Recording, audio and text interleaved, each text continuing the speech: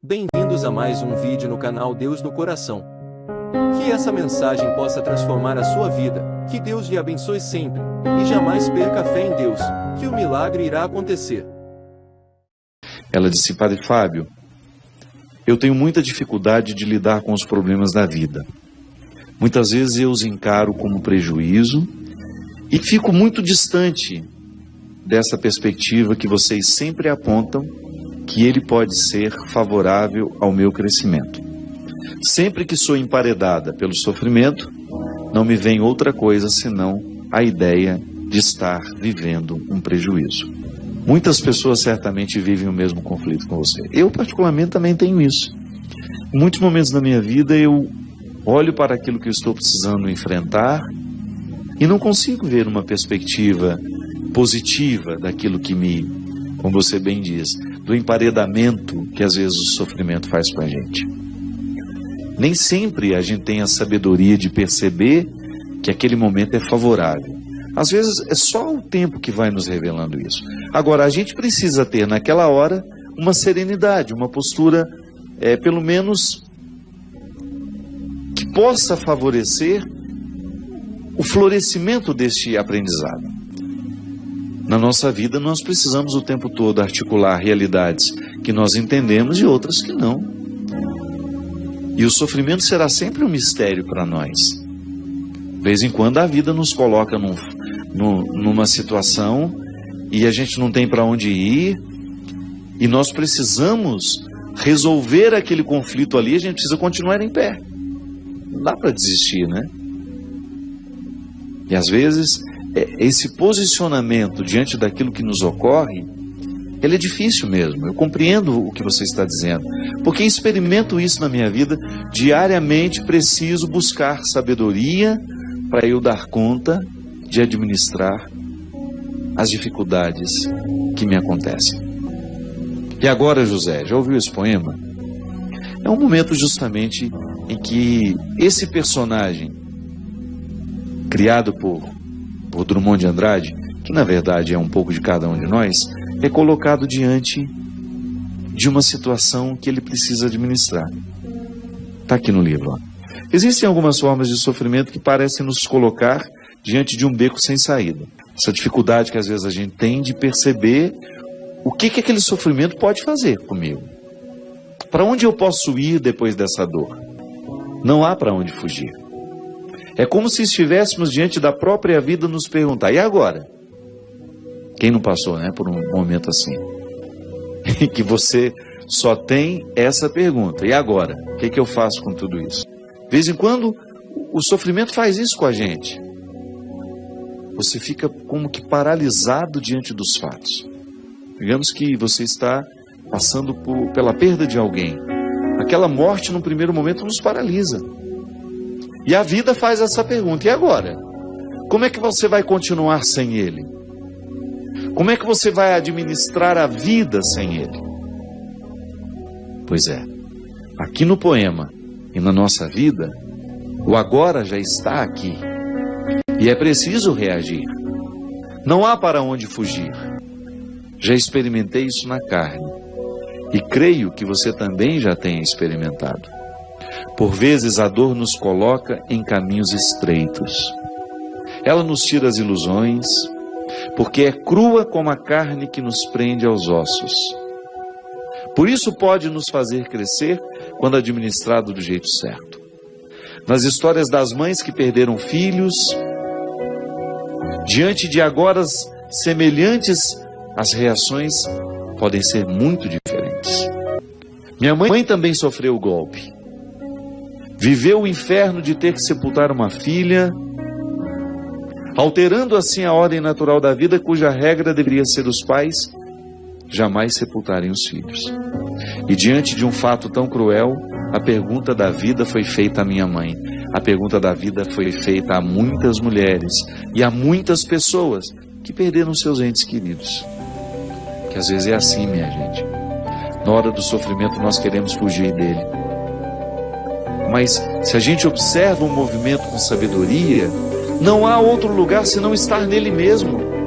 É a melhor maneira de curá-lo. É a melhor maneira que você tem de enfrentar o sofrimento é percebendo-o em toda a sua totalidade. Talvez seja por isso que você não esteja conseguindo compreendê-lo como uma oportunidade de crescimento e você só o interpreta como um prejuízo, porque você não entrou no coração dele. Você só esbarrou nas aparências do sofrimento. E quando a gente fica só nas aparências do sofrimento, ele soará sempre como um prejuízo para nós. Só quem entra no coração dele é que vai descobrir a lição que ele pode nos dar. Volto a dizer, somos superficiais demais. Somos superficiais nas nossas alegrias, somos superficiais nos nossos sofrimentos. As estradas que eram tantas foram reduzidas. Isso acontece no sofrimento. Parece que você não vê outras estradas, só vê aquela. O sofrimento retira tudo aquilo que parecia ser amplo antes dele chegar. É preciso escolher o que faremos. Não temos mais tudo o que tínhamos. A vida estabeleceu um novo quadro. E agora? Diante do sofrimento não temos o direito de dormir. É preciso velar, buscar o caminho fácil das fugas. E sim, o mais exigente, o mais tenebroso, o mais cruel, o que nos leva a nós mesmos. Recordo-me que depois de ter recebido a notícia da minha irmã, a minha mãe não quis tomar nenhum medicamento que a deixasse mais calma. Ela me dizia, olhando nos meus olhos: a gente tem que viver tudo, não tem, meu filho? Não podemos fugir de nada, não é mesmo? Deus está comigo, Ele vai me dar força. E assim aconteceu. Em nenhum momento ouvi uma blasfêmia saindo da boca daquela mulher. O choro silencioso, fundo, em nenhum momento cedeu lugar aos gritos de desespero. É justamente essa dureza que precisa cair por terra. Sofrimento é uma experiência de humanização. Ao perder todo o contexto de suas possibilidades, não lhe resta muita coisa a não ser o destino de sua humanidade. A dureza o priva até mesmo da solução mais fácil, a mais covarde. Minha mãe, naquele momento, ela estava imersa na realidade dela. E desde criança ela aprendeu a sofrer com as perdas. Ela nunca enxergou o marido Carmo como um prejuízo. A minha mãe sempre teve facilidade de abrir a caixa do sofrimento, sabe? Como se fosse um presente, e descobrir o que estava dentro dela. Porque desde menina, a vida perguntava para ela: e agora, Ana? Da mesma forma como a vida pergunta a você também. Eu sei que você também já passou por situações de ser como José do poema do Drummond de Andrade. E agora? O que você faz com tudo que você tem diante de você? O que você faz com a mãe morta, com o pai morto, com o irmão morto, com o amigo que traiu, com o casamento que acabou, com o desemprego que chegou?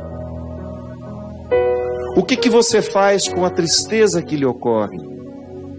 A vida lhe pergunta: e agora? Como é que você vai encaminhar a sua vida depois dos acontecimentos trágicos? Vai querer uma solução? Vai querer descobrir o que isso pode lhe dizer, o que isso pode lhe ensinar? Ou você vai permitir que a amargura venha derramar o seu manto sobre você?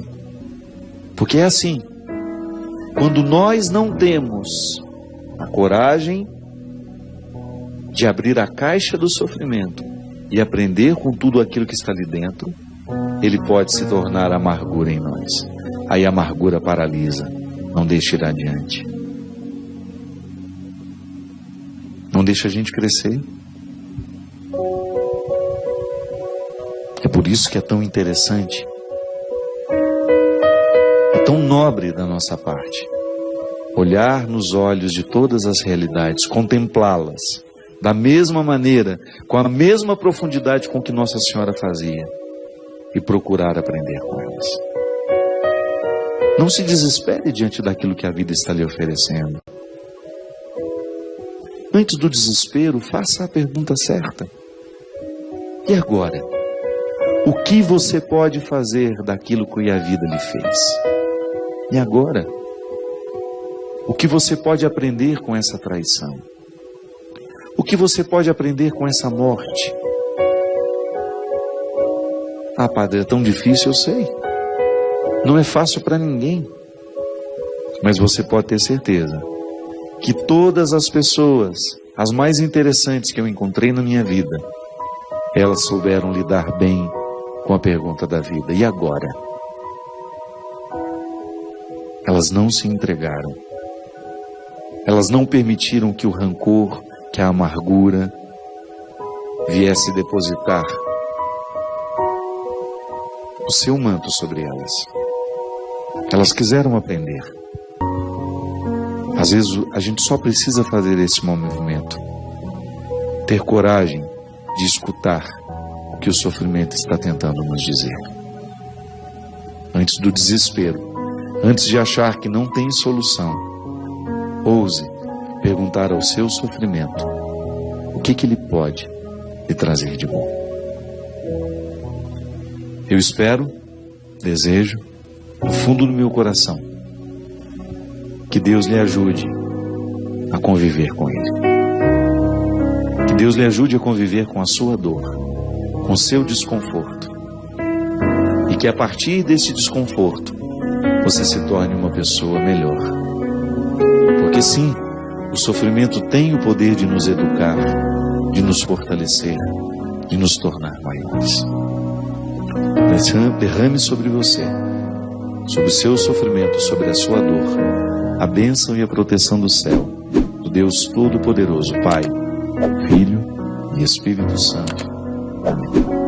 Até a semana que vem, se Deus quiser. Obrigado pela sua companhia. Derrame sobre nós a bênção do Deus Todo-Poderoso, Ele que é Pai, Filho e Espírito Santo. Amém. Que Jesus ilumine o seu dia. Inscreva-se, curta, comente e compartilhe para que essa mensagem possa ir mais longe e chegar ao coração de mais pessoas.